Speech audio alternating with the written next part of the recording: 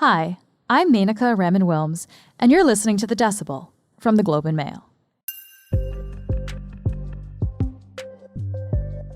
A lot of us in this country are coping with another pandemic wave however we can. For many of us, that often includes alcohol. But if the idea of a new year with a clean slate feels inspiring, dry January might be something to think about. André Picard is our health columnist, and today we'll talk about the rise in sobriety and why taking a break from drinking might help your physical and mental health.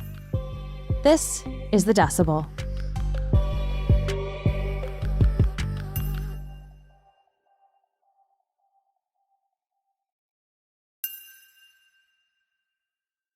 André, thanks for joining us today.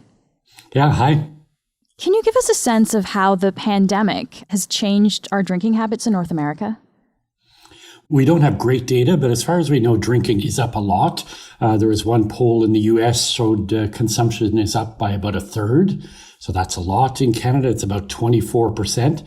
But when you dig into those numbers, that's the overall number. So those are averages. And what we're seeing is actually some people drinking a lot more, and then a fair number of people drinking less or not at all. Can you give us a sense of, for Canadians, how much do we consume on average? We're actually among the big drinkers in the world. Maybe that's not too surprising. We like our beer commercials, etc. But we consume about 9,900 liters of alcohol per year. Most of that is beers. That's roughly 547 cans of beer, 109 bottles of wine each. So that gives you a sense of how much we drink in practical terms. So we talked about how the pandemic has affected our drinking, but the holidays also can be a time of year when people tend to overindulge in alcohol. And so emerged this concept, of course, of dry January. Can you explain what dry January is for people who haven't heard of it before? Yeah, so it's a pretty simple concept. It's just giving up alcohol, being abstinent for 31 days in January. So start off the year without drinking. And it's just the idea is to think about your relationship with alcohol. It's not to be a Puritan. It's not to be, to join the temperance society. It's just let's rethink why we drink, ask some basic questions that we don't tend to do in society where alcohol is everywhere around us. That's an interesting way that you put it, to rethink our relationship with alcohol. I guess, who are the people who might be considering embarking on this dry January? This notion of dry January has become popular with young people in particular because it's a lot of it is driven by social media. So that's an obvious link. There's some popular accounts like Sober Girls. So I've seen a lot of conversation there about how do I change the habit? What are you doing instead of that glass of wine? And a lot of people just exchanging tips and encouraging each other. The peer support really helps. If you don't have that in your immediate circle, where a lot of us are isolated during the pandemic, you can find that support online. A lot of people have found online communities. So this is just another way of getting help, even from strangers who are doing the same thing as you. So I guess if this is just for abstaining for 31 days, a month there, people might think this is feeling a little bit gimmicky, maybe it doesn't make that much of a difference overall. I guess, what are your thoughts on this? Could this make a difference? I think it is gimmicky, but it's like any New Year's resolution. Why start January 1st? It's just a launching point, and it's an excuse, if you will. And I think that the point is not that you have to give up alcohol forever. I think that the conscious thinking is really the important part. Alcohol is everywhere around us. We don't really think about it. You go out for dinner, you have some wine, you go out with friends, you drink. And if you say, I'm not going to do that for 31 days, then you start thinking differently. But it's not a magic solution. It's certainly not magical. If someone has a severe problem with drinking, this is not going to solve it. That's the critique often is, this is not going to stop people from being alcoholics. Well, no, it's not. But that's not the point. Are there behaviors that should make people maybe stop and think and take note of their relationship to alcohol? What you should look for is, do I have to have the drink? Am I sort of not addicted, but is it changing my life? Is it affecting how I interact with others? Do I feel I can't socialize without alcohol? When you start feeling that need, that's when it becomes problematic. Health Canada and the World Health Organization, a lot of these different agencies, they put out recommendations or guidelines about how much alcohol people can safely consume. Can you give us a sense of those numbers? Yeah, essentially the Canadian safe drinking guidelines essentially say that no more than one drink for a woman, one drink for a man per day. Technically, if you look at this, alcohol is a poison. If you drink it, you're poisoning yourself. But of course, the dose makes the poison. So a little bit's okay, a lot is very bad, and most people are somewhere in the middle there. Do we have a sense of the kind of impact that alcohol misuse has on our hospital system, our healthcare system? Yeah, it's a big contributor. We know that alcohol contributes to about 5,000 deaths a year in Canada. So these are things like liver disease, cancer. A lot of cancer is associated with alcohol, particularly breast cancer. So that's one reason women have taken a great interest in this. There's a lot of hospitalizations linked to alcohol, about 77,000 a year in Canada. And again, this has to do with everything from car crashes to assaults to alcohol poisoning. And poisoning just means, drinking to the point where you pass out. But if it becomes really severe, you can actually die of alcohol poisoning. So there's a lot of health effects and there's a lot of economic effects. Maybe it sounds crude to put this into kind of economic terms, but do we have a sense of how much this costs us as a society? We do calculate the economic costs of all kinds of conditions in society and diseases. And the latest one that I saw is about $14.6 billion a year in economic cost. That's a fairly old estimate, but that's roughly, to give you a comparison, cancer is about $25 billion in economic costs. So alcohol is right up there with, $14 billion is a lot. And again, that's mostly lost productivity. Some of that is direct health costs, but it's mostly indirect impacts that really add up over time. So even if it's just for a month that you're abstaining from alcohol, what benefits are there to taking a break from drinking for that amount of time? Well, you're not going to have any hangovers, so that's a popular one right after New Year's Eve. People, it's a good launching point. Weight loss is one. You could lose a couple of pounds because of the empty calories. You would definitely save some money.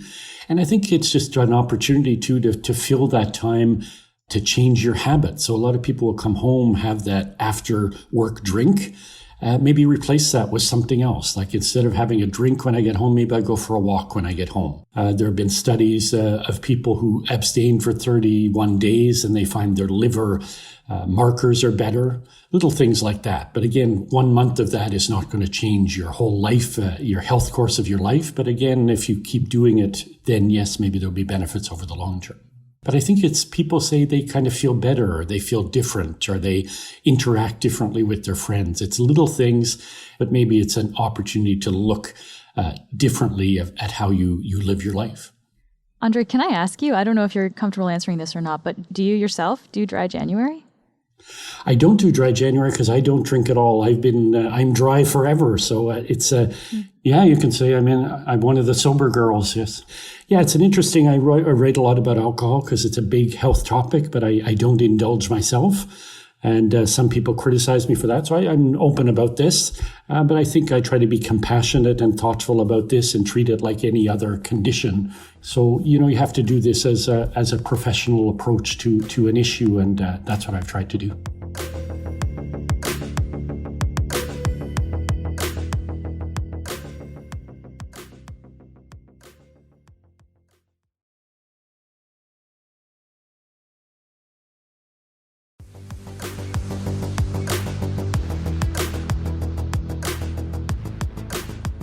Let's just take a step back here and maybe look at a little bit of the bigger picture here too.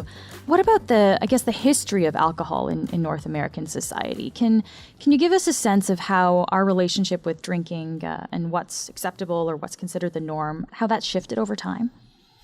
Yeah, we know that people have been using drugs, including alcohol, for time immemorial. It goes back millennia. More recently in North America, the trend has been that about the same number of people drink. So about 3/4 of adults drink alcohol fairly regularly, but their consumption has really dropped substantially over time. So what we've seen is people drink less often and they don't drink as much. The flip side of that is we are seeing, especially with young people, we're seeing a lot more binge drinking. So when they drink, they don't drink often, but when they do, they really drink a lot to the point of, risking their lives. So to get back to this idea of dry January and abstaining from alcohol in general, it seems to have gotten a little bit more mainstream. How popular has this move to sobriety become? 1 in 4 people don't drink. We always forget that. We just assume everyone drinks all the time. And it's actually an increasing number of people don't drink or drink a lot less. Yeah, I think especially, I mentioned earlier, especially among younger people, there's not the stigma anymore. Like it used to be very stigmatized if you went to a party and you didn't drink, or if you were a business person and you went to a lunch and you ordered the Pepsi instead of the martini. That was really frowned upon, right? People felt they were being judged by you, etc. And there's been a really significant shift in that. And I think young people in particular, I'm not sure exactly why, but they have a really interest. They're very interested in this notion of sober curious. So a lot of younger people say, I'm not going to drink first, whether it's January or July or whatever. So it's an interesting cultural shift, and I'm not sure exactly the roots of it.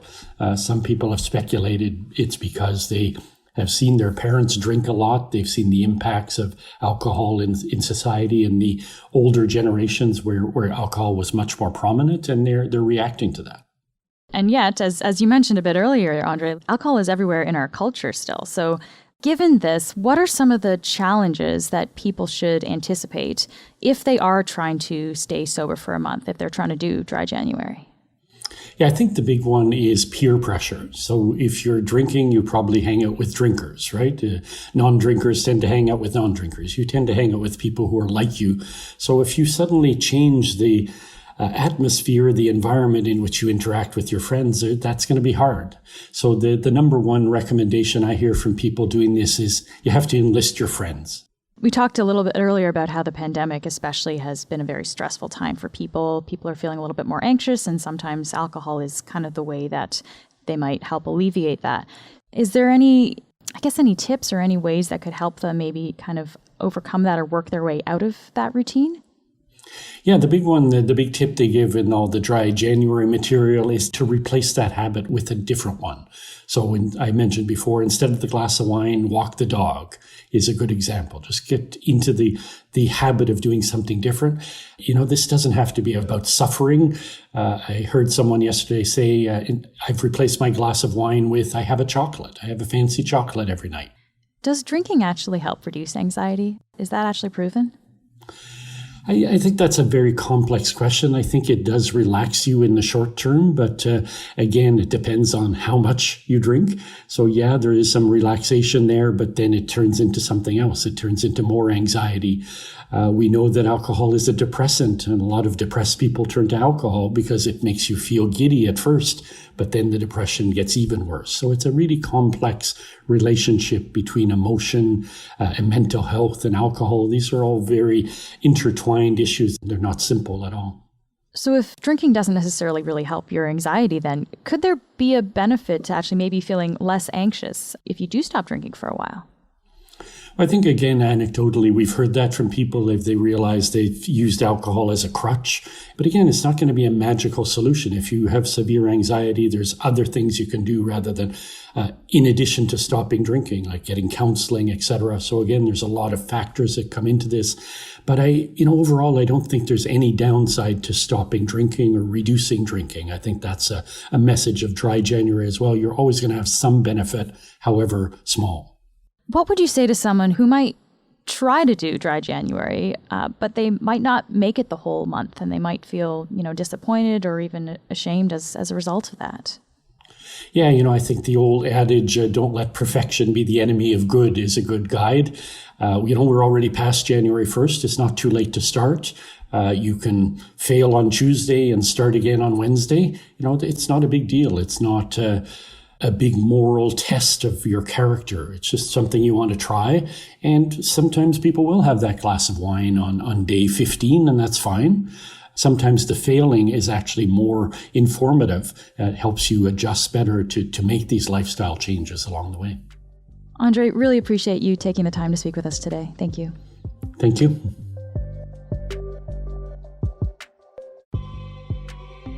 That's it for today.